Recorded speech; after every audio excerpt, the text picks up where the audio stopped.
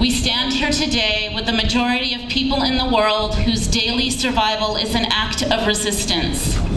We stand here today with the Palestinian refugees to march to the borders on May 15th to demand their land, home, and homelands back.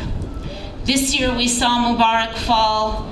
Next year or soon after, we hope to see the fall of the Zionist state.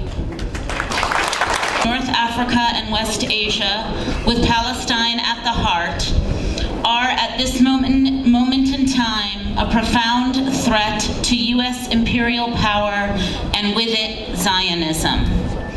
It has opened the possibilities for all our movements against exploitation and racism.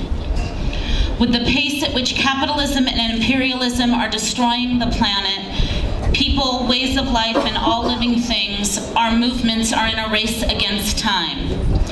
Therefore, your revolutions are a great power for our collective struggles for survival and regeneration. We have appreciation and deep gratitude for the risks taken in so great a challenge to imperialism and Zionism.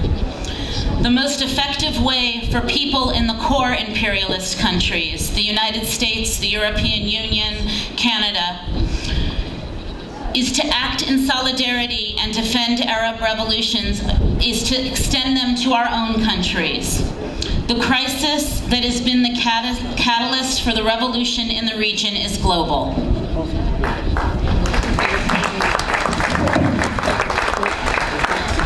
In addition to fostering political and financial as well as public support for Israel and Western occupations, military aggression, and political and economic interests in the region, Zionism has a tremendously repressive impact on the societies we inhabit. Zionist organizations and ideology have been central to the rise of Islamophobia and the ongoing so-called war on terror. In the US, these have accelerated an erosion of civil rights, resulted in FBI raids against organizations working in solidarity with Palestine and other international struggles, and is accompanied by a censorship and attempts to criminalize criticisms against Israel.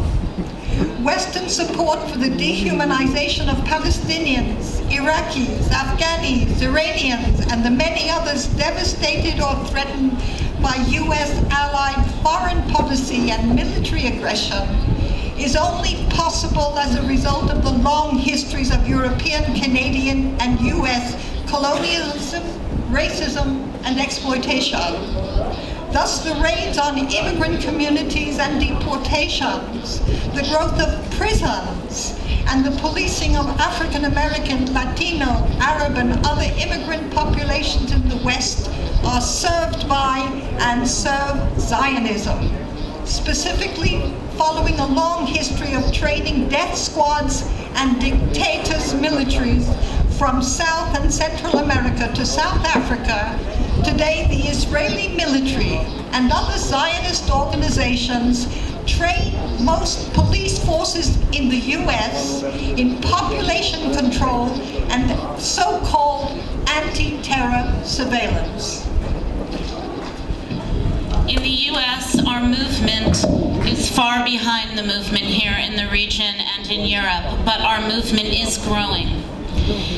Israel's consistent attempts to crush Palestinian resistance and what Israel and Western governments have negotiated with corrupt regimes in the region are now available on everyone's computer screens. From Guantanamo to Abu Ghraib, from Palestine to the state of Georgia in the United States, the movement of prisoners and others against prisons, brutal policing, and torture is growing in strength and numbers. From France to the UK to Canada, from the US-Mexico border to the Moroccan-Spanish border, immigrants, refugees, and asylum seekers are demanding rights as basic as the freedom of movement. From New Orleans to Palestine, from the Congo to Sudan, internally displaced people are struggling for the right to stay or return. From Egypt to Wisconsin, Migrant workers and domestic workers, trade unionists and mothers are organizing to protect their ability to live, their income, a living wage, and against exploitation.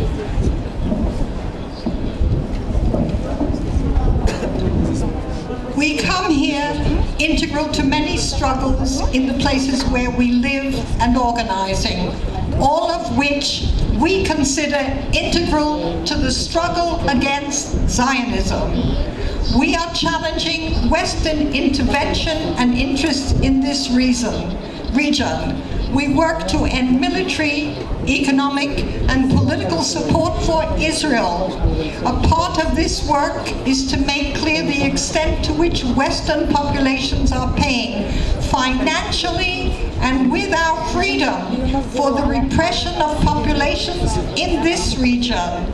It is therefore in all of our interests that this region be liberated from Zionism and US imperialism, and that the movements here are informed about and gain power from our movements against racism, exploitation, and foreign occupation. Okay. So we are here today as part of a growing movement of anti-Zionist Jews who are part of a growing movement of the Palestine solidarity struggle that is part of a growing anti-imperialist, anti-globalization struggle that is rising from this region and beyond. Israel, the United States, and Canadian governments, the European Union and its collaborators, you are the minority.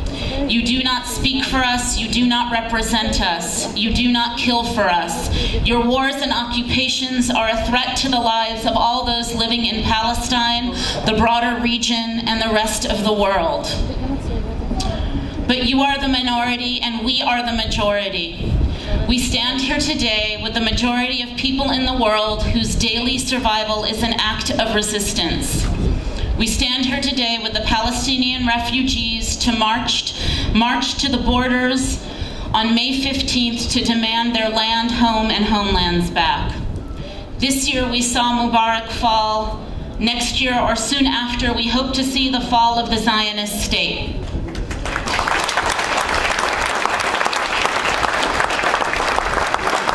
Long live our united struggles for liberation, self-determination, democracy, freedom, and justice. Long live our collective intifadas. Thank you.